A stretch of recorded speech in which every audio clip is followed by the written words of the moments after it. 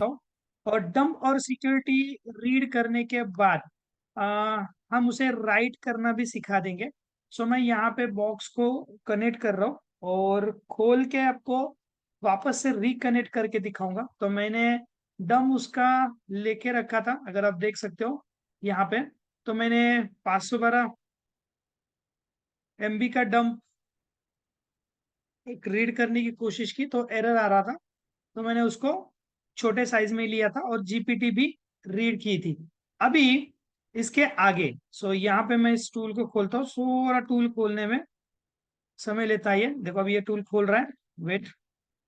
ये काम आप यूएफआई से भी कर सकते हो, थोड़ा सा तरीका अलग है, बाकी कुछ नहीं। सो यहाँ पे खोलने देते हैं। Wait for the second.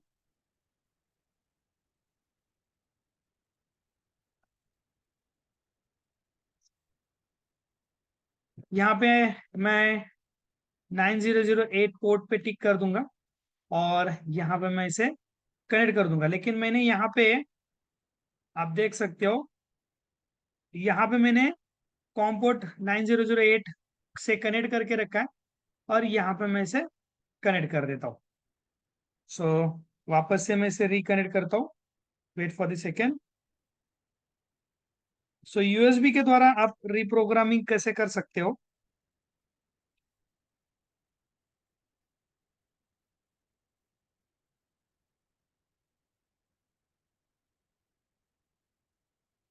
देखिए यहाँ पे ये कनेक्ट हो रहा है।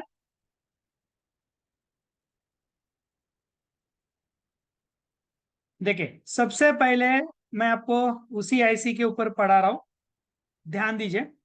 यहाँ पे आप देख सकते हो ये आईसी माइक्रोन का H0G898A है। माइक्रोन का आईसी है, 64 GB का है, जिसमें से 59 GB का आपका बूट है। यहाँ पे आप देख सकते हो ये बैड हेल्थ में।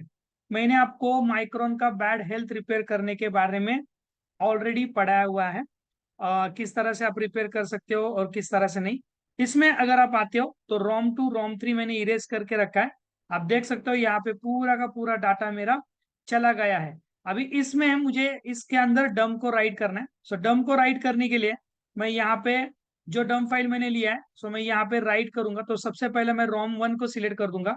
मुझे सिंपली डेस्कटॉप पे आना है, जो मैंने फाइल का फोल्डर बना के रखा है उसके अंदर मैं आ जाऊंगा और सिंपली मैं रोम 1 को यहाँ पे सिलेक्ट कर दूंगा। जैसे मैं रोम 1 को सिलेक्ट कर दूंगा, यस करता हूं, तो मेरे सारे के सारे फाइल मतलब रोम 2 रोम 3 भी अपने आप सिलेक्ट हो जाएंगे। दिख रहा है आपको, अपने आप सिलेक्ट हो जाएंगे। देखो तो यहाँ पे आप देख सकते हो इसके अंदर सारे पार्टीशंस ऑलरेडी है।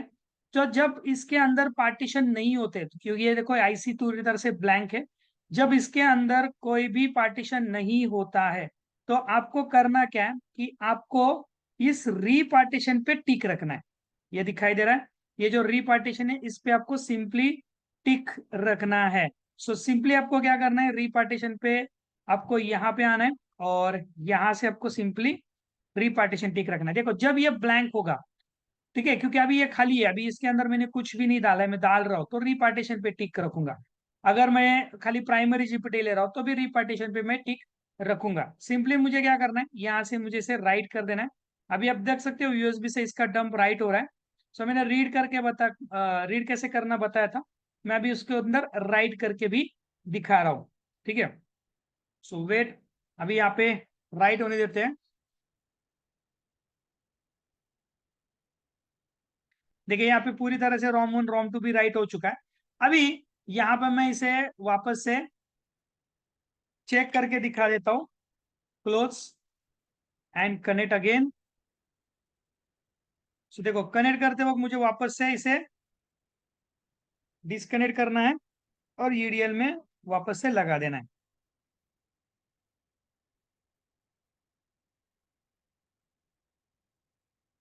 And connect. देखिए पोर्ट नहीं बना है, वो एक सेकेंड, बन गया।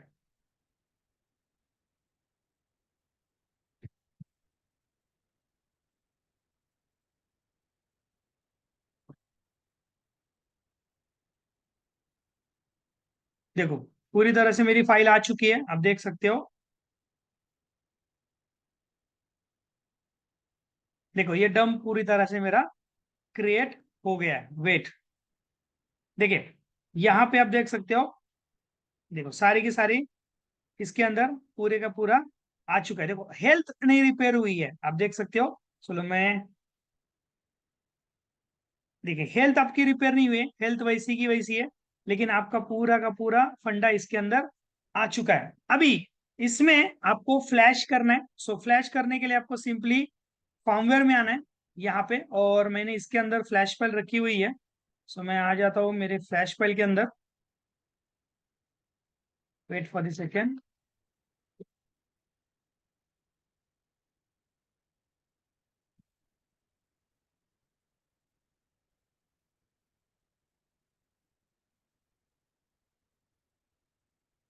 पीसी में, ठीक है।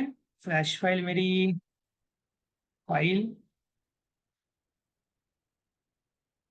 मेरा मॉडल नंबर क्या था, MI A2, ये है MI A2 फॉर्मवेयर। और यहाँ पे मैं इमेज पे टिक कर देता हूँ एंड ओके।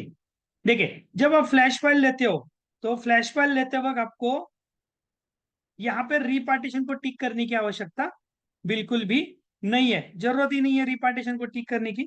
सिंपली आपको, आप देख सकते हो, बस यूजर को अनटिक कर दीजिए, जरूरत नहीं है, एंड राइट कर देना है, बस सिंपली फ्लैश कर देना है आपको। सो इस तरह से आप हेल्थ, सॉरी, दम डाल सकते हो। और उसके बाद आप इसी तरह से उसके अंदर आप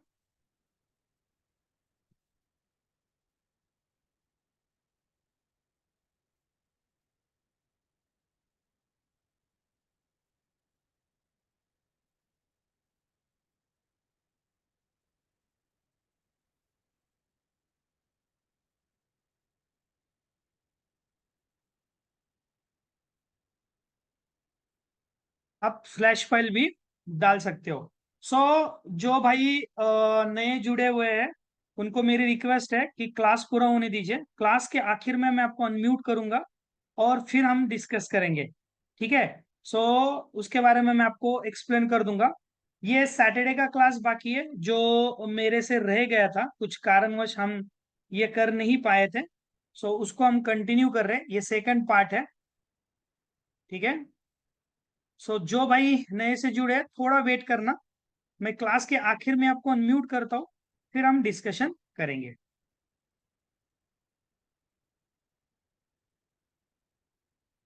सो वेट फॉर द सेकेंड, यहाँ पे लोड हो रहा है। देखिए अभी 6 मिनट आपको यहाँ पे एस्टिमेट टाइम बता रहा है, तो इस तरह से आप यूएसबी से रिप्रोग्रामिंग कर सकते हो, और इसी तरह से आप फ्लैशिंग भी कर सकते हो। अभी इसके अंदर मुझे डालनी है सिक्योरिटी।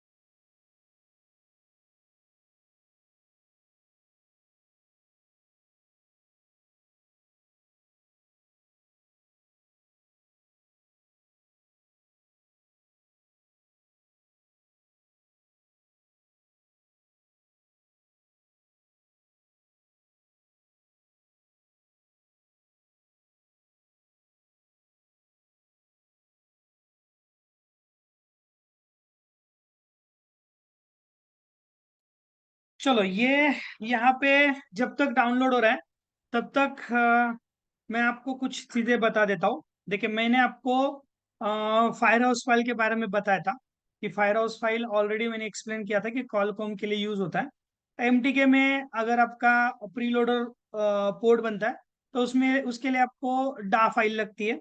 और जो फोन एमटीके में प्रीलोडर पोर्ट नहीं बनाता है वो बनाता है बूराम पोर्ट, बूराम मोड बोलते हैं उसे। ठीक है। सो जो मोबाइल बूराम पोर्ट नहीं बनाता है या प्रीलोडर नहीं बनाता है वो आपका कभी कभी दोनों साथ में भी बनाता है, कभी कभी साथ में भी नहीं बनाता है। तो उसमें आपको क्लॉक से बाईपास करना पड़ता है या टेस्ट पॉइंट से बाईपास करना पड़ता है, तब जाके आपका एमटीके कनेक्ट होता है। अभी जब मैं आपको ईएमएमसी चेंज के टॉपिक में पढ़ाऊंगा ना तब आपको बूराम मोड क्या होता है, प्रीलोडर मोड क्या होता है, डीएफ फाइल कब यूज होती है, ये सारी चीजें मैं आपको उस टाइम पे पूरे डीप में पढ़ाऊंगा। अभी मैं आपको ईडीएल में पढ़ा रहा हूँ। ईडीएल मतलब इमरजेंसी डाउनलोड मोड, जिसमें आपका कॉलकॉम के सेट आप कनेक्ट कर सकते हो। अगर आपके पास कॉलकॉम है तो कॉलकॉम में आप ईडीएल से कनेक्ट कर सकते हो, जिसमें आपको 9008 वाला पोर्ट आपको काम में आएगा। अभी आपका एमटी के इस टूल से आप प्रोग्रामिंग नहीं कर सकते हो। इस टूल में आपका वो सपोर्ट नहीं है। लेकिन अगर आप एमटीके का काम करना चाहते हो तो यूएफआई में आप सपोर्टेबल है, कॉलकॉम भी है और एमटीके भी है। लेकिन इजी अटैक में अभी वो सपोर्टेबल एमटीके के लिए नहीं है, जिसमें आप प्रोग्रामिंग कर सकते हो। हाँ कॉलकॉम में आप कर सकते हो, कॉलकॉम में आप डंप ले सकते हो। उसके अलावा आप उसमें ये भी कर सकते हो। अभी बात आती है हेल्थ की। देखो हेल्थ में अगर आप बात करोगे, यहाँ पे आप देख सकते हो, यहाँ पे मेरी हेल्थ खराब है। अभी मैंने आपको कॉलकॉम सॉरी ये माइक्रोन के आईसी में इस हेल्थ को रिपेयर करने के बारे में मैंने आपको ऑलरेडी पढ़ाया हुआ है। अगर आपको याद होगा तो समझ में आएगा। तो ये आपको वनली एंड वनली आईएसपी के द्वारा ही रिपेयर करना होगा, ये रिपेयर नहीं होगा आपके यूएसबी के द्वारा। सो अभी इसमें कौन से आईसी रिपेयर होते हैं ये भी मैं आपको बता देता हूँ। देखो नॉर्मली अगर आपका आईसी मैं आपको एक्सप्लेन करता हूँ। देखो ईएमएमसी 5.0 है तो आपका ये आपका यूएसबी से सपोर्ट है। ठीक है, सो यूएसबी से आप कर सकते हो। लेकिन ईएमएमसी 5.1 अगर आपका है तो आपका ये यूएसबी से पॉसिबल नहीं है, नॉट पॉसिबल। सो ये कभी भी आपका यूएसबी से नहीं होगा। खास करके माइक्रोन माइक्रोन में तो आपका ओटीपी कभी भी नहीं होता है, उसमें आपको आरपीएम भी क्लीन करनी पड़ती है। माइक्रोन की आरपीएम भी क्लीन जब तक नहीं होगी तब तक आपका बैड हेल्थ रिपेयर नहीं होगा। और माइक्रोन की आरपीएम भी रिपेयर करने का तरीका मैंने ऑलरेडी लास्ट क्लास में आपको एक्सप्लेन किया हुआ है। ठीक है, सो यहाँ पे आपकी आरपीएम भी जब क्लीन होगी तभी आपका ये हेल्थ रिपेयर होगा। और माइक्रोन की आईसी होने के वजह से आप देखो अभी ये हेल्थ खराब है, मैंने अगर इसको प्रोग्रामिंग भी किया फिर भी ये लोगों पे ही अटकने वाला है। क्योंकि मैंने इसमें आप यूएसबी से किस तरह से डंप ले सकते हो, सिक्योरिटी ले सकते हो, किस तरह से राइट कर सकते हो और किस तरह से फ्लैश कर सकते हो, इसका तरीका मैंने आपको बताया। मतलब रीप्रोग्रामिंग करने का तरीका बताया। रीपार्टीशन करने के लिए आपको इसको आईएसपी ही करना पड़ेगा, तभी जाके ये सॉर्ट आउट होगा। माइक्रोन में ही आपको आईएसपी करना है, बाकी के किसी भी आईसी में आपको आईएसपी नहीं करना है, उसको आपको चिप ऑफ करके ही करना है। वरना अगर आप चिप ऑफ करके बैड हेल्थ रिपेयर नहीं करते हो तो आपका मोबाइल 7 दिन में रिटर्न आ जाएगा। हेल्थ तो रिपेयर हो जाएगा लेकिन वापस से बैड हेल्थ में आके वो आपको मिल जाएगा। सो इस तरह से आप इसे वर्कआउट कर सकते हो। अभी इसके अलावा जैसे कि आप मैंने फ्लैशिंग के बारे में बताया, इसके अलावा आप ईएमएमसी और यूएफएस में आप ईडीएल पोर्ट में भी, कॉलकॉम ईडीएल पोर्ट में भी फोन के एफआरपी को अनलॉक कर सकते हो, पासवर्ड को भी ब्रेक कर सकते हो। वो कैसे कर सकते हो ये मैं आपको बता देता हूँ कि अनलॉकिंग करने का एग्जैक्ट तरीका कैसा है। सो वेट फॉर द सेकेंड, थोड़ा वेट कीजिए, यहाँ पे ये लोड होने देते हैं।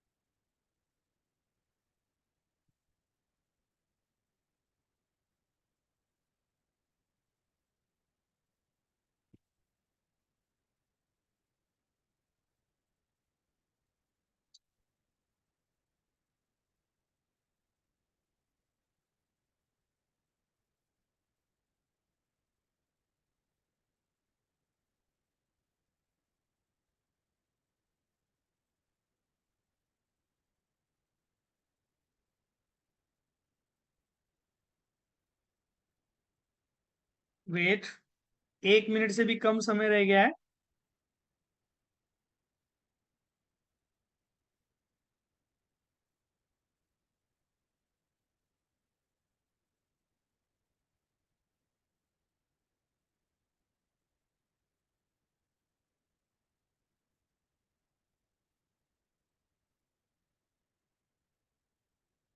वेट,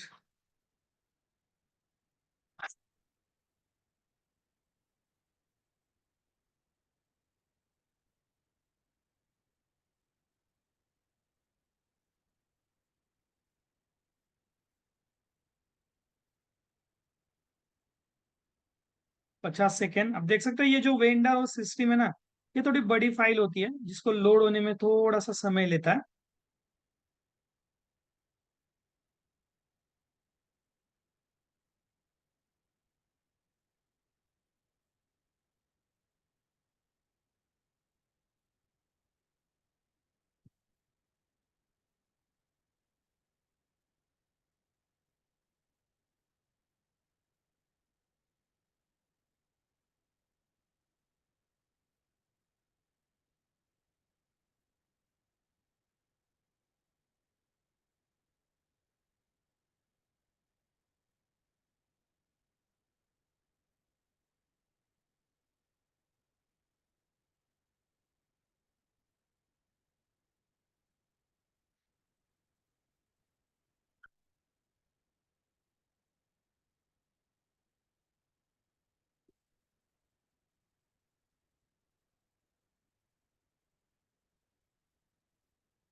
ओके, देखो यहाँ पे डन हो गया है। अभी मैं आपको यहाँ पे बता देता हूँ। देखो यहाँ पे डन होने के बाद मैं वापस इसे क्लोज करता हूँ और वापस से इसे मैं ईडीएल में डाल के वापस से कनेक्ट करता हूँ। Give me second.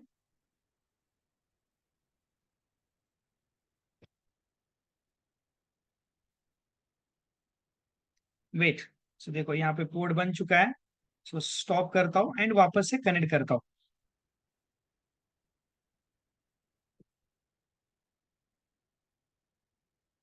Wait,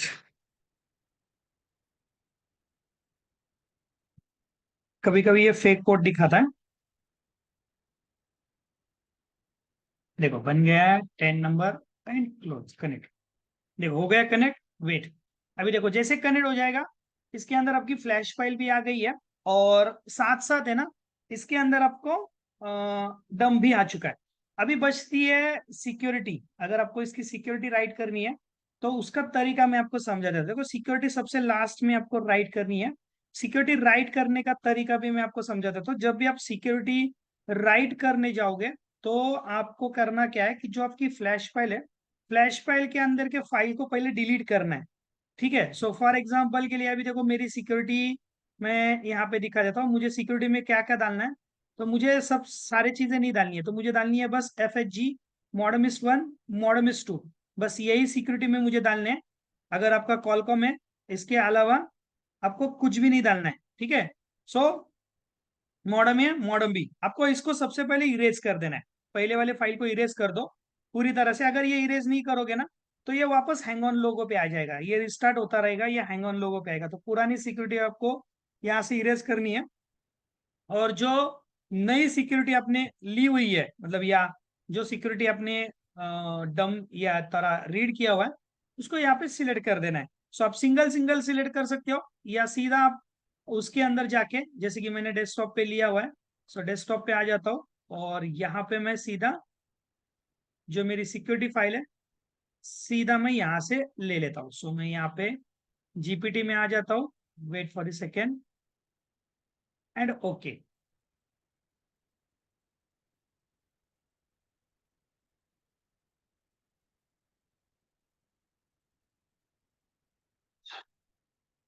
wait, box हिल गया है मेरा। वापस से मैं इसे कनेक्ट कर देता हूँ and close, stop and connect.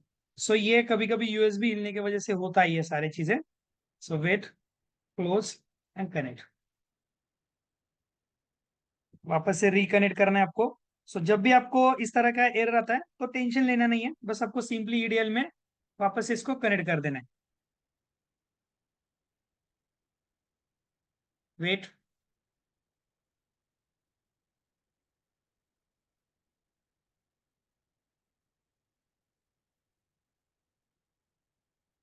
देखो पूरी तरह से आ चुका है।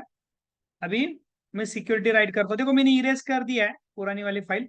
सो मुझे वापस से इरेज नहीं करनी है, बस मुझे राइट कर देना है। सो मैं सिंपली राइट कर दूंगा यहाँ से, यहाँ पे मैं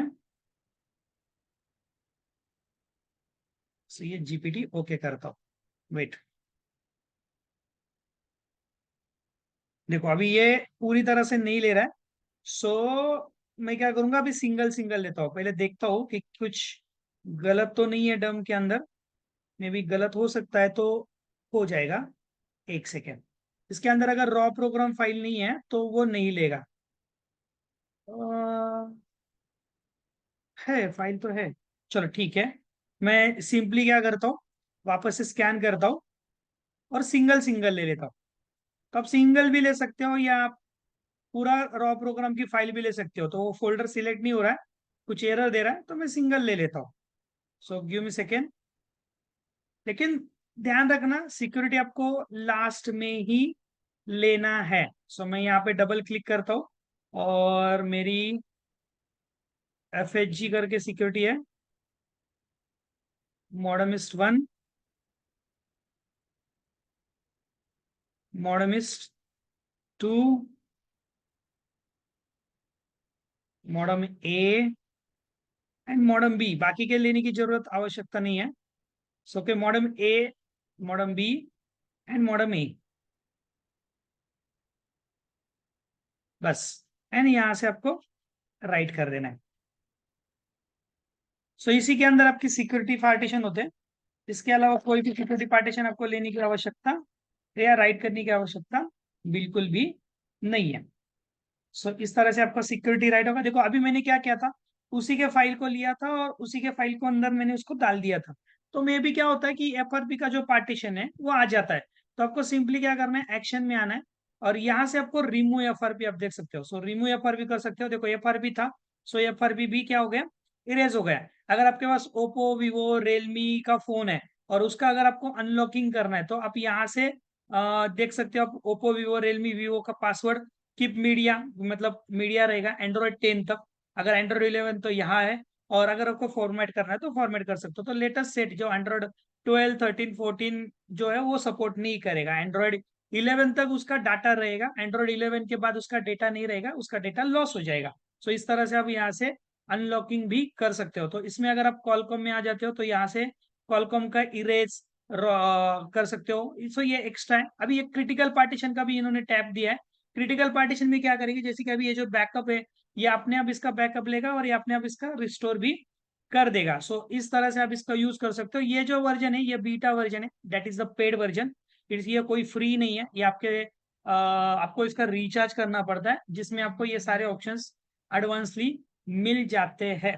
सो ये पार्ट सेकेंड में मैंने आपको डम को किस तरह से राइट कर सकते हैं, उसके बाद फ्लैश फाइल कैसे राइट होती है और सिक्योरिटी किस तरह से राइट होती है, इसके बारे में मैंने आपको एक्सप्लेन कर दिया है।